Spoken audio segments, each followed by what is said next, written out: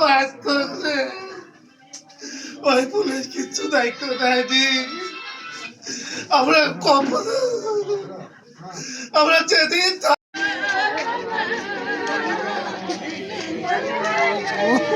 আমার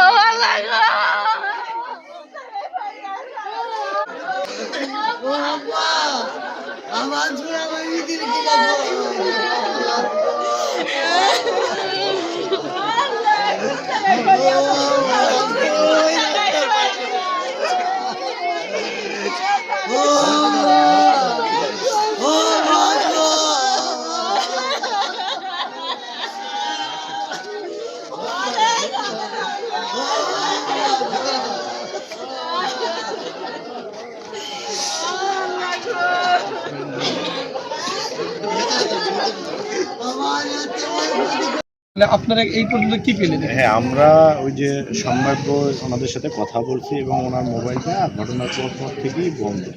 তারপরে আমরা বিভিন্ন জায়গায় সম্ভাব্য কী কী ঘটনা হতে পারে, বিভিন্ন স্পেসিফিক তো বলা যাচ্ছে না আসলে কী ঘটনা কারা ঘটনা ঘটাইছে। আমরা সম্ভাব্য বিভিন্ন কারণ বিভিন্ন অ্যাঙ্গেলে তদন্ত করে দিচ্ছি। তো এখন পর্যন্ত সম্ভাব্য স্পেসিফিক কিছুই বলা যাচ্ছে না। এখন লাশ পোস্টমর্টেম করে এবং তদন্ত করে বোঝা যাবে যে কিছু যে সময় সাপেক্ষ ব্যাপার তদন্ত করে পরবর্তীতে বোঝা যাবে যে আসলে কী ঘটনার কারণে হত্যা মনে হচ্ছে। প্রাথমিকভাবে হত্যাই মনে হচ্ছে, কিন্তু কী কারণে কারা কারা জড়িত এটা বোঝা যাচ্ছে না।